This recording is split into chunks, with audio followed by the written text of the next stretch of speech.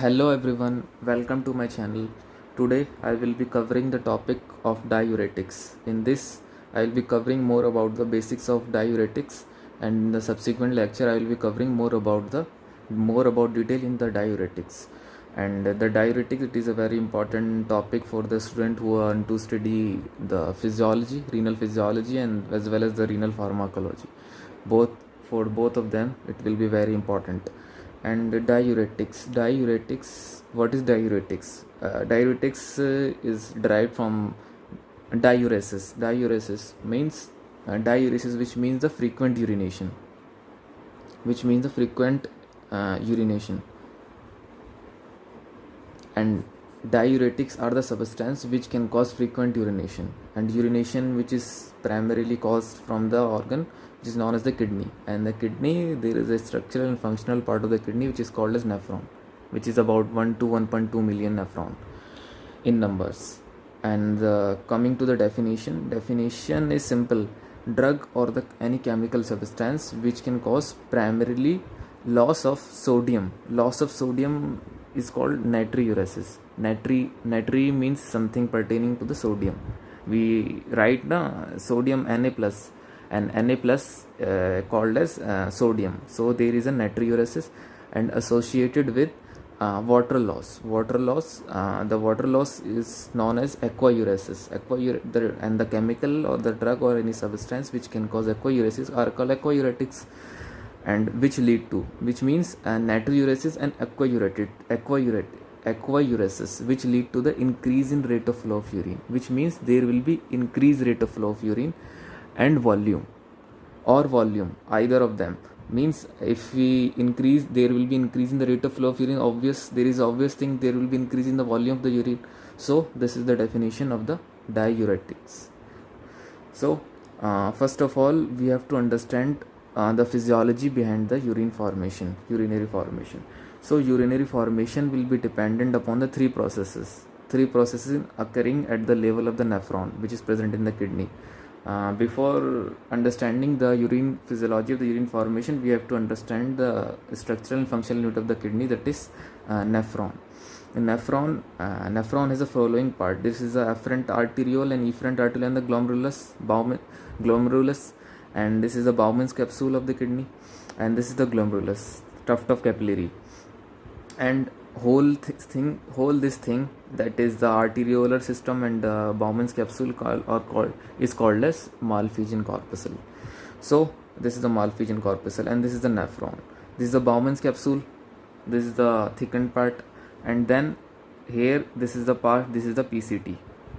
This is the PCT which means proximal convoluted tubule. I have discontinued these lines so as to depict it is convoluted. So this is the proximal convoluted tubule, and this is the loop of Henle. This whole segment, this is the loop of Henle, starting up to here till here. This is the loop of Henle. So loop of Henle has following part. Loop of Henle has DTS, and this is the ATS, and this is called TAL, TAL, and the full form of these all are: this is the proximal convoluted tubule, this is the DTS mean descending thin segment of the loop of Henle, ATS means ascending thin segment of loop of Henle, and TAL means thick ascending limb of the loop of Henle. And then comes the from here up till here, this is called the DCT, distal convoluted tubule. DCT, this is called the distal convoluted tubule. And then after the distal convoluted tubule, this all part, this is called the collecting duct or collecting tubule or collecting duct, and many ducts are connected from it, and in between them there is a vasa recta which help in maintaining the counter current. And then if we see the kidney, if you see the kidney, this, let us suppose I am drawing here small kidney. This is the kidney. So outer part will be called as cortex, and inner part will be called as medulla. So I have drawn here line here. The part which is lying outside it are called cortex, and inside it is called medulla. So there will be cortex and medulla, demarcation of cortex and medulla by this line, blue line. And this is the structure of the nephron. So urinary formation, physiology of the urinary formation urinary formation will be dependent on the three processes. Three processes is, first of all, we know the circulation, our general circulation. Let us suppose this in the green, I have drawn our general circulation. Let us suppose we have 5 liter of blood in our body approximately, and out of which 20% of the blood serving as a cardiac output will be supplying to the kidney, that is 1 liter, let us suppose.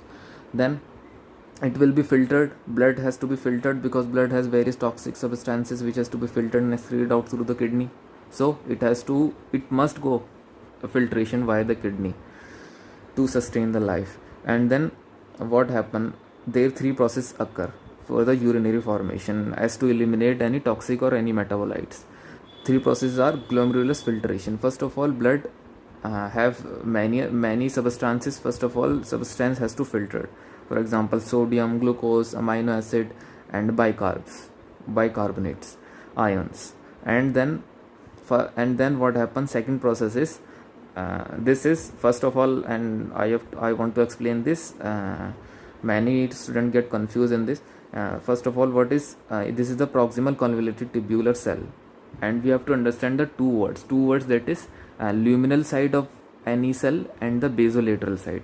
This is the luminal side. Luminal side is that side which is faces towards the lumen. Luminal side is also called as apical membrane. So this is the apical membrane of the PCT, luminal membrane or apical membrane.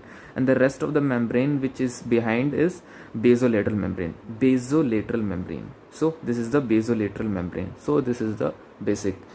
First what occur, urinary formation. First there will be filtration, which I have explained, and then the substance has to reabsorb. Reabsorption means substance which is moving into the lumen. This is the lumen of the kidney. In the lumen of the kidney, nephron of the kidney, the substance has to reabsorb. In the reabsorption, substance has to move from the lumen to the cell of the PCT. So substance has to move towards into the PCT or any tubular cell, and then some substance has to secrete. And secretion is what process? Secretion is that process in which the substance from the cell, PCT or any cell or DCT cell, come into the lumen. So that is the process of the tubular secretion. Reabsorption means going towards the basolateral side, and the secretion means entering into the lumen, substance entering into the lumen. So this is the basic physiology. And then what happened, filtration. First of all, substance is filtered and then reabsorbed, and then tubular secrete, that is secreted into the tubules. So this is the basic physiology. And coming to the diuresis, I want to explain the diuresis. First of all, we have to understand the site at which the diuretic are simply the drugs, the site at which the drugs act, and the kidney. So then we have to understand the sites where the drugs can act. So first I want to explain the whole physiology behind it. Where the site, which are the site, and what are the processes which are happening at that site. As you can see this, I want to zoom in. Let me zoom in. This is the PCT cell. Then what happened, this is the PCT cell, and there are certain transporter which are inserted or lying at the luminal membrane or apical membrane. We can say either of the luminal or apical. There is no need to confuse. And then there is the luminal membrane. So there are certain transporter. This is this black transporter which I have depicted here in black. This is the sodium hydrogen exchanger.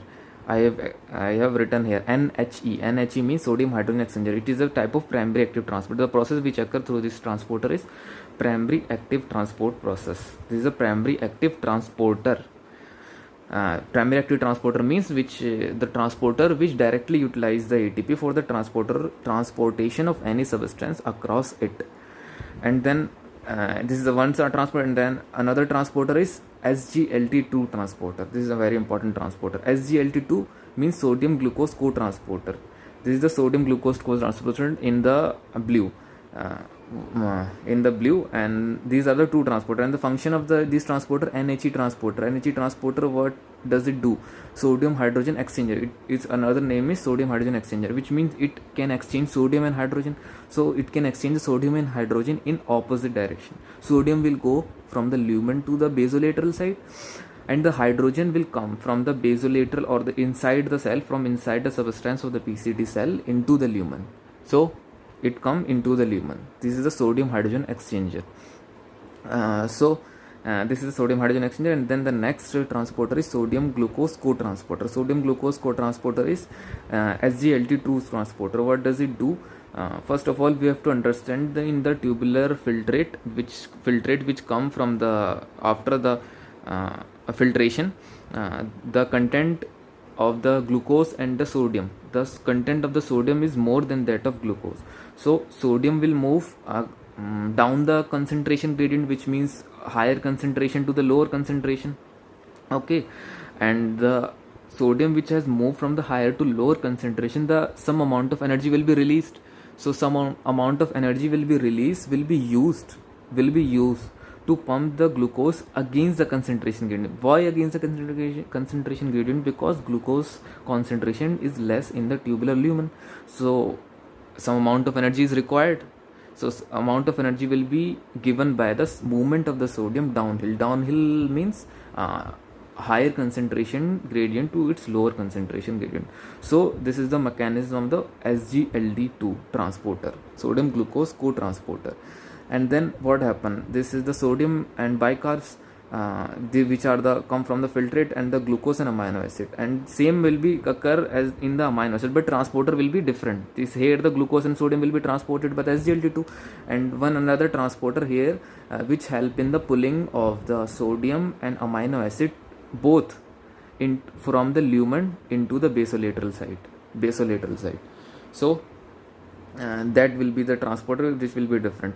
And then the sodium and bicarbonate, sodium which come into the filtrate, sodium act on the sodium hydrogen exchanger, and then sodium pulled inside the cell, and hydrogen come outside. This is one. And second is bicarbonate. First it will get mixed with H plus ion. Bicarbonate and H plus ion mix, and in presence of carbonic anhydrase 4. This is the enzyme, carbonic anhydrase 4. This we need to understand. Carbonic anhydrase 4, this we need to focus. And in presence of carbonic anhydrase 4 enzyme, it will be converted, which means H2CO3, carbonic acid will be converted to the CO2 and water. Okay, CO2 and water. And then what happens? CO2 will be goes, because CO2 is a lipid soluble, as the membrane is a lipid bilayer made of lipid bilayer, so like dissolve like, CO2 can easily cross through it. So CO2 comes into the PCT cell. This is the CO2, and CO2 combined with H2O. So CO2 and H2O will combine to form H2CO3, carbonic acid, and here will be enzyme will be carbonic anhydrase, but it is of two type. This will be isoform, which means the enzyme which have multiple forms, and this will be carbon in presence of carbonic anhydrase 2, but the enzyme is carbonic anhydrase, which we need to understand. And then it will form carbonic acid. Carbonic acid will further dissociate in presence of carbonic anhydrase, and carbonic acid will dissociate into H plus and bicarbonate ion. The bicarbonate ion will go towards another transporter, which is sodium bicarbonate co-transporter. Bicarbonate goes toward the basolateral side. This is the basolateral side where any vessel will be present, and it will be reabsorbed, and here it will be reabsorbed with the sodium and bicarbonate will be reabsorbed. So summarizing all, first of all the filtrate comes sodium, bicarbonate, glucose and amino acid. Okay, what happened? The sodium will come, and sodium will be transported from the lumen to the inside the PCT cell, and in that exchange hydrogen will be transported from into the lumen, and this will be an energy dependent process. Therefore it is a primary active transport. The name of the transporter is sodium hydrogen exchanger. And then the second process, coming to the bicarbs come, and bicarbs mix with the combine with the H plus in presence of carbonic anhydrase 4 enzyme, and it will form the carbonic acid. Carbonic acid will dissociate into the CO2 and water, and CO2 will diffuse into the PCT cell and CO2 will diffuse and combine with the water in presence of carbonic anhydrous 2 isoform, and it will form carbonic acid. Carbonic acid will further dissociate into the H plus and bicarbs, and H plus and bicarb, H plus will be again secreted into the cycle into the sodium hydrogen exchanger and again come into the lumen, and the bicarb will be transported along with the sodium. This sodium is coming from here, sodium hydrogen exchanger, along with the sodium and hydrogen via the sodium hydrogen co-transporter will be reabsorbed into the general circulation. So this is the basic mechanism of this.